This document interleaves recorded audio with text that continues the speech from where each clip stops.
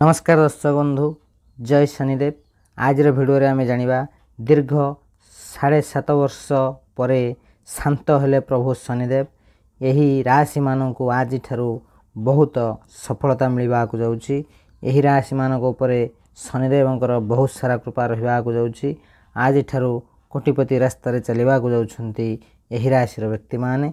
तबे दर्शक बंधु, यही भली वीडियो देखिबा पाई चैनल टी को सब्सक्राइब करी बेल आइकन रे क्लिक करंतु, जहा फल हमर समस्त वीडियो सर्वप्रथम आपनक पाखरे पहुंची परिबो। दर्शक बंधु, शनि भगवान को न्याय देवता बोली कहा जाए। जदि शनिदेवंकर कौनसी राशि रो जातक उपरे खराब नजर पड़ जाए, तेबे सही राशि रो मनीष निजर सबु समस्या को ही सजाड़िबारे संपूर्ण जीवन कटि जाए। जदि प्रभु शनिदेवंकर कृपा दृष्टि पड़ जाए, सही मनीष बहुत कम परिश्रम रे निजर जीवनर सबु प्रकार सुख प्राप्ति करिथाए। तेबे सही ठारे माता लक्ष्मी को धनर देवी बोली कहा जाए एवं प्रत्येक मनीष यह चाहिए जे ता उपरे माता लक्ष्मींकर अपार कृपा बनी रहू बोली, जेमिति कि ता जीवन रे केबे भी सुख समृद्धिर अभाव न रहू। ज्योतिष शास्त्र अनुसार ग्रहमानकर चलनरू एभली एक महासंयोग बनुची। आज ठारू माता लक्ष्मी एवं भगवान शनिदेव किछि राशि व्यक्ति मानक उपरे प्रसन्न हेबाकु जाउछंती, जहा फल से राशि मानकर भाग्य एबे चमकिबा को जाउछि। यही राशि मानकर भाग्य रे हेबाकु थिबा लाभ विषय आज आमे एही वीडियो रे जानिबा। तबे दर्शक बंधु, से विषय रे संपूर्ण भावे जानिबा को हेले वीडियोटी को शेष पर्यंत मन ध्यान दे देखंतु एवं चैनल को जदि प्रथम थर आस्थांती तबे निश्चिंत भावे चैनल को सब्सक्राइब करी पाखरे आसुथिबा बेल आइकन क्लिक करबा सहित कमेंट बॉक्स रे जय शनिदेव बोली निश्चिंत लिखंतु एवं सांग साथी मानक सहित वीडियोटी को शेयर करबा को जमाई भूलंतु नाही। तबे दर्शक बंधु, प्रथम भाग्यशाली राशिटी हेउछि कर्कट राशि। कर्कट राशि व्यक्ति मानक उपरे प्रभु शनिदेवंकर बहुत सारा कृपा रहिबा को जाउछि। आपनक जीवन रे जहा सब समस्या गुडी रहितला से सब समस्यार समाधान हेबा को जाउछि। प्रभु शनिदेवंकर कृपारू ज्योतिष शास्त्र अनुसार कर्कट राशि व्यक्ति मानक आगामी भविष्य रे बहुत भल लाभ मिलवा को जाउछि। आपनक बंधु मानक ठारू बहुत लाभ मिलवा को जाउछि। कर्कट राशि व्यक्ति मानक गुरुजन मानकर सहायता प्राप्त हेबो। एही राशि रो चाकरी करुथिबा व्यक्ति मानकर प्रमोशन हेबार संभावना अधिक रहिछि। दर्शक बंधु, कर्कट राशि व्यक्ति माने तांको जीवन रे बहुत भल समय देखिबा को जाउछंती। माता लक्ष्मी एवं प्रभु शनिदेवंकर अपार कृपा कर्कट राशि व्यक्ति मानक ऊपर रहुथिबारु जेउ कर्कट राशि व्यक्ति माने दीर्घ दिन हबा बेरोजगार थिले सेमानको तांको मन पसंदर काम मिलवा को जाउछि एवं कर्कट राशि रो विद्यार्थी मानक पई मध्ये बहुत भल समय रहिछि। मोटामोटी भाव में देखा गले कर्कट राशि व्यक्ति माने तांको जीवन समस्त दुख कष्ट समस्यार समाधान हेबाकु जाउछि। सेमानक जीवन में बहुत बड़ परिवर्तन हेबाकु जाउछि। तांकर जहा सब समस्या थिला कोनोसी आर्थिक हो कि मानसिक हो बा पारिवारिक समस्यार समाधान होई कर्कट राशि व्यक्ति मानक परिवार रे सुख शांति बढ़िबाकु जाउछि। सेमानक जीवन में बहुत सारा अचानक धन प्राप्तर जोग रहिछि। सेमानकु जे कोनोसी भी कार्य करंतु सेथरे सफलता ही सफलता मिलवा को जाउछि कर्कट राशि व्यक्ति मानकु।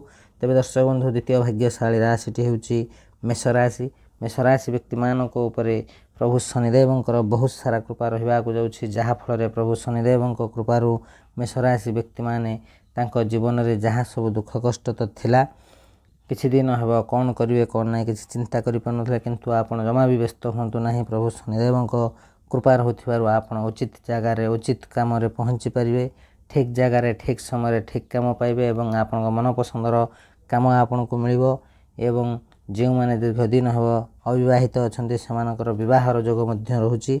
मेष राशि व्यक्ति माने तांको जीवनर बहुत बड़ परिवर्तन देखिबा को जाउछंती। प्रभु शनिदेव एवं माता लक्ष्मीकर बहुत सारा कृपा मेष राशि व्यक्ति मानक ऊपर रहुथिबारु तांकर समस्त पारिवारिक समस्यार समाधान हेबा को जाउछि।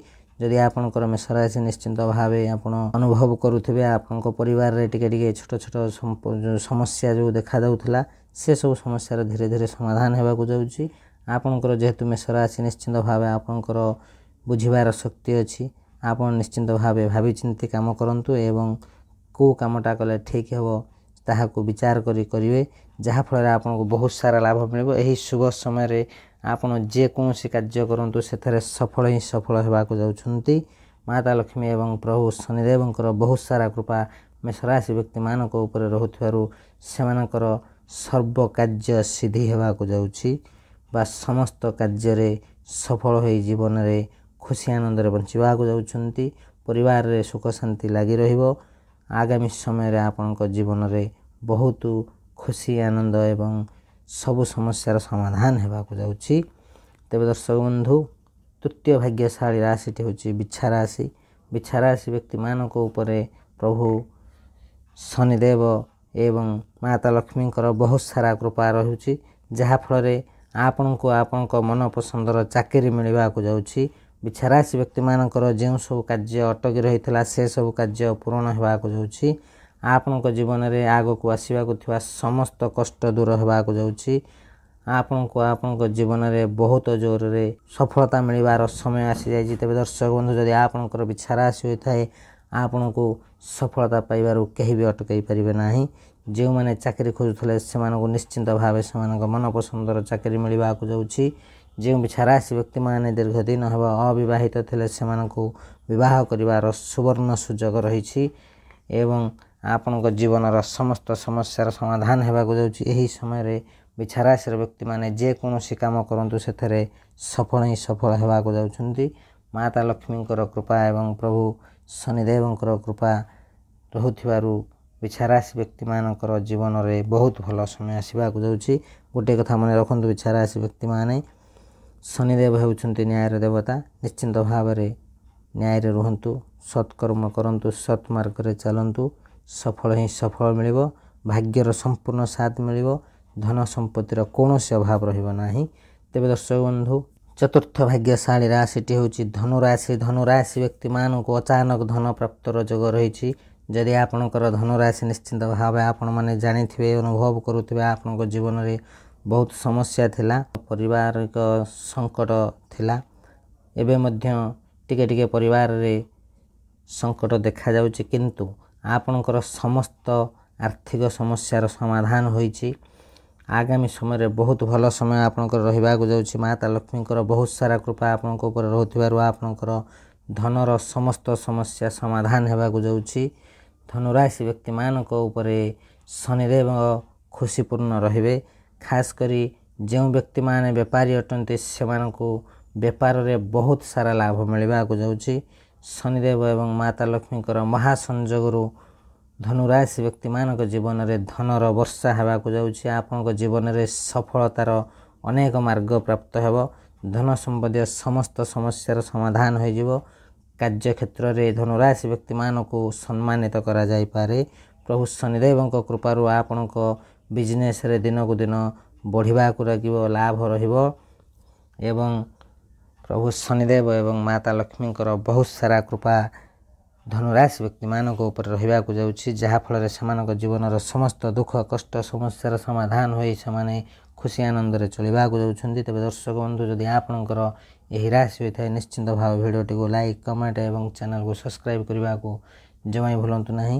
କମେଣ୍ଟ ବକ୍ସରେ ଜୟ ମା ଲକ୍ଷ୍ମୀ, ଜୟ ଶନିଦେବ ବୋଲି ନିଶ୍ଚିନ୍ତ ଲେଖନ୍ତୁ। ପ୍ରଭୁ ଶନିଦେବଙ୍କର ଅଶେଷ କୃପା ଆପଣଙ୍କୁ ମଧ୍ୟ ମିଳିବ। ତେବେ ଦର୍ଶକ ବନ୍ଧୁ, ପଞ୍ଚମ ଭାଗ୍ୟଶାଳୀ ରାଶିଟି ହେଉଛି କୁମ୍ଭ ରାଶି। କୁମ୍ଭ ରାଶି ବ୍ୟକ୍ତିମାନଙ୍କୁ ପ୍ରଭୁ ଶନି ମହାରାଜ ଅତ୍ୟନ୍ତ ପ୍ରସନ୍ନ ରହିବାକୁ ଯାଉଛନ୍ତି କୁମ୍ଭ ରାଶି ବ୍ୟକ୍ତିମାନଙ୍କ ଉପରେ। ସେଥିପାଇଁ କୁମ୍ଭ ରାଶି ବ୍ୟକ୍ତିମାନେ ସବୁବେଳେ ମନେ ରଖିଥାନ୍ତୁ, ଆପଣଙ୍କ ରାଶି ଉପରେ ପ୍ରଭୁ ଶନିଦେବଙ୍କର ନଜର ସଦା ସର୍ବଦା ଥାଏ। ଶନିଦେବଙ୍କର ଶୁଭ ଫଳ କୃପା ପାଇବା ପାଇଁ କୁମ୍ଭ ରାଶି ବ୍ୟକ୍ତିମାନେ ସଦା ସର୍ବଦା ସତ କହିବାକୁ ଚେଷ୍ଟା କରନ୍ତୁ, ସତ୍କର୍ମ କରନ୍ତୁ, ସମସ୍ତଙ୍କ ମଙ୍ଗଳ ଚିନ୍ତା କରନ୍ତୁ। କୌଣସି ମଣିଷର ଅମଙ୍ଗଳ କେବେ ଚିନ୍ତା କରନ୍ତୁ ନାହିଁ। ନିଶ୍ଚିନ୍ତ ଭାବେ ପ୍ରଭୁ ଶନିଦେବଙ୍କର ବହୁତ ସାରା ଶୁଭ ଫଳ ମିଳିବ। କୁମ୍ଭ ରାଶି ବ୍ୟକ୍ତିମାନଙ୍କ ଉପରେ ପ୍ରଭୁ ଶନିଦେବ ପ୍ରସନ୍ନ ରହୁଛନ୍ତି, ଯାହାଫଳରେ କୁମ୍ଭ ରାଶି ବ୍ୟକ୍ତିମାନଙ୍କର ପ୍ରେମ ସମ୍ବନ୍ଧରେ ଥିବା ବ୍ୟକ୍ତିମାନଙ୍କର ପ୍ରେମ ବିବାହ ହେବାର ସମ୍ଭାବନା ରହିଛି। ଆପଣଙ୍କର ଦ୍ୱାରା କରାଯାଇଥିବା ସମସ୍ତ ଚେଷ୍ଟା ବହୁତ ଜଲ୍ଦି ସଫଳ ହେବାକୁ ଯାଉଛି।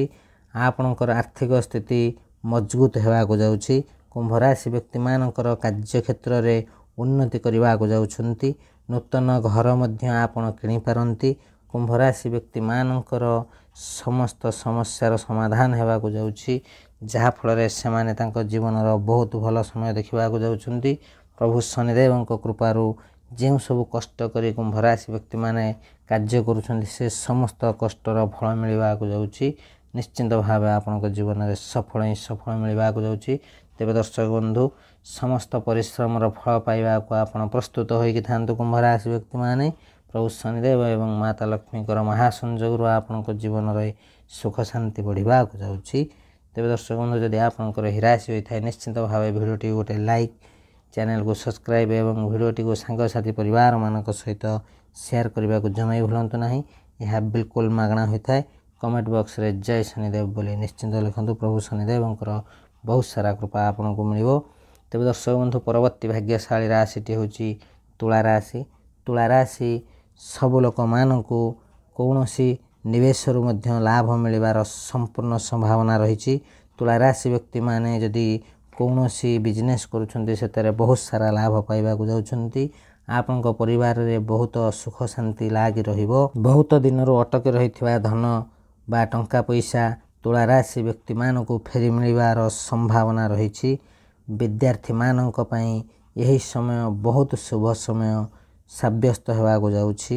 ବହୁତ ଜଲ୍ଦି ଚାକିରି ମିଳିବାର ସମ୍ଭାବନା ରହିଛି। ତୁଳା ରାଶି ବ୍ୟକ୍ତିମାନଙ୍କୁ ଚାକିରି ମିଳିବା ମାତ୍ରେ ଆପଣଙ୍କ ପ୍ରତି ସମସ୍ତଙ୍କର ବ୍ୟବହାର ବଦଳିଯିବ। ତୁଳା ରାଶି ବ୍ୟକ୍ତିମାନେ ଭଲ ଭାବରେ ମନେ ରଖନ୍ତୁ, ଆପଣଙ୍କୁ ଚାକିରି ମିଳିବା ପରେ ସମସ୍ତଙ୍କର ଆପଣଙ୍କ ପ୍ରତି ବ୍ୟବହାର ବଦଳିଯିବ। ସମାଜରେ ମାନ ସମ୍ମାନ ଆପଣଙ୍କର ବଢ଼ିଯିବ। ସମସ୍ତ ସମସ୍ୟାର ସମାଧାନ ହୋଇଯିବ। ତୁଳା ରାଶି ବ୍ୟକ୍ତିମାନଙ୍କର ଜୀବନରେ ବହୁତ ଭଲ ସମୟ ଆସିବାକୁ ଯାଉଛି। ପ୍ରଭୁ ଶନିଦେବଙ୍କର ବିଶେଷ କୃପାରୁ ତୁଳା ରାଶି ବ୍ୟକ୍ତିମାନେ ତାଙ୍କ ଜୀବନର ବହୁତ ଭଲ ସମୟ ଦେଖିବାକୁ ଯାଉଛନ୍ତି। ତେବେ ଦର୍ଶକ ବନ୍ଧୁ, ଯଦି ଆପଣଙ୍କର ତୁଳା ରାଶି ହୋଇଥାଏ ନିଶ୍ଚିନ୍ତ ଭାବେ ଆପଣ ଅନୁଭବ କରୁଥିବେ ଆପଣଙ୍କ ଜୀବନରେ ସଫଳ ଆସିବାକୁ ଯାଉଛି। ଟିକେ ଟିକେ ଆପଣଙ୍କୁ ଜଣା ବି ପଡ଼ିଲାନି ସେ ବିଷୟରେ। ଆପଣଙ୍କ ପରିବାରରେ ସୁଖ ଶାନ୍ତି ବଢ଼ୁଛି।